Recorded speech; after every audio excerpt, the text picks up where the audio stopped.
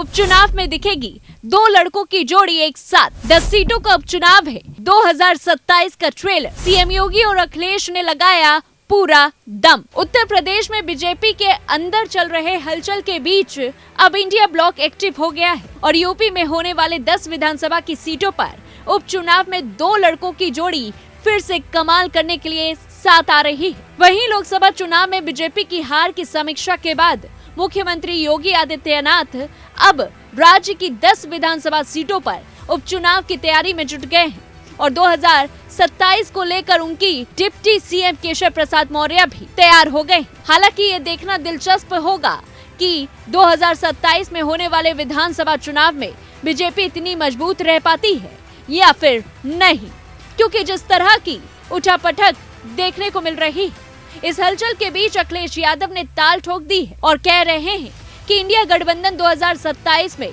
BJP का उत्तर प्रदेश में सफाया कर देगी।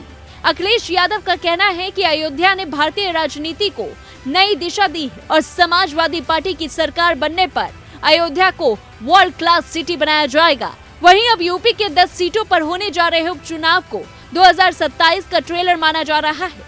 इसलिए सीएम योगी आदित्यनाथ और अखिलेश यादव दोनों पूरा का पूरा जोर लगा रहे हैं। लोकसभा चुनाव में यूपी के 2 लड़कों की जोड़ी ने कमाल कर दिया।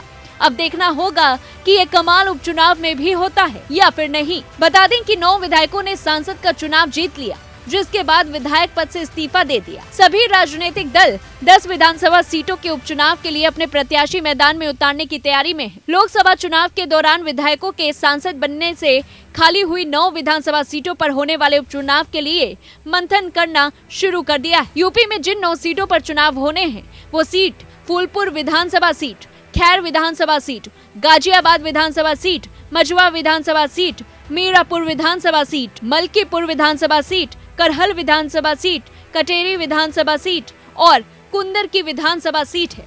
यूपी के उपचुनाव वाली 9 सीटों पर सपा के खाते में 4 सीटें थी, भाजपा के खाते में 3 सीटें थी। भाजपा की सहयोगी रालोद और निषाद पार्टी के पास 1-1 सीटें थी।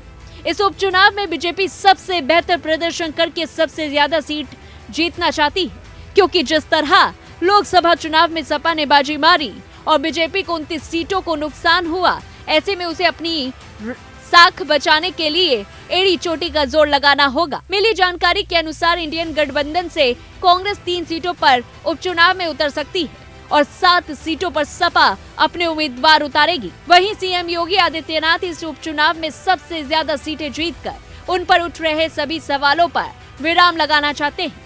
इसके लिए सीएम योगी ने स्पेशल 30 की एक टीम भी तैयार की। चलिए एक बार आपको सीएम योगी के स्पेशल 30 के बारे में बता देते हैं। करहल सीट की जिम्मेदारी जयवीर सिंह, योगेंद्र उपाध्याय और अजीत पाल सिंह को दे दी गई है। मलकीपुर सीट की जिम्मेदारी सूर्य प्रताप शाही व मयंकेश्वर शरण सिंह, गिरीश यादव और सतीश शर्मा को दी गई। कटेरी सीट की जिम्मेदारी स्वतंत्र देव सिंह, आशीष पटेल और दया शंकर मिश्रा को दी गई है। सीसामाऊ सीट की जिम्मेदारी सुरेश खन्ना व नितिन अग्रवाल को दी गई। इनके अलावा फूलपुर सीट की जिम्मेदारी दयाशंकर सिंह व राकेश सचान को दी गई। मझवा सीट की जिम्मेदारी अनिल राजभर, आशीष पटेल, रविंद्र जायसवाल और रामकेश निषाद को दी गई है। गाजियाबाद सदर सीट की जिम्मेदारी सुनील शर्मा, ब्रिजेश सिंह और कपिल देव अग्रवाल को दी गई।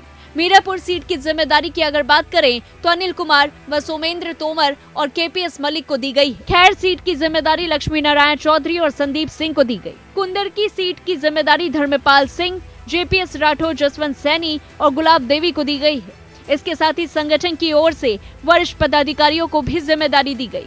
इस विधानसभा में मुस्लिम वोट करीब 65% और हिंदू वोट 35% है। ऐसे में देखना होगा कि योगी सरकार के कानून व्यवस्था की जीत होती है या फिर अखिलेश यादव के पीटीए की। इस पूरी रिपोर्ट को लेकर के आपकी क्या कुछ राय है, हमें कमेंट बॉक्स में बताएं। तब तक लिए देखते रहिए News 1 इंडिया।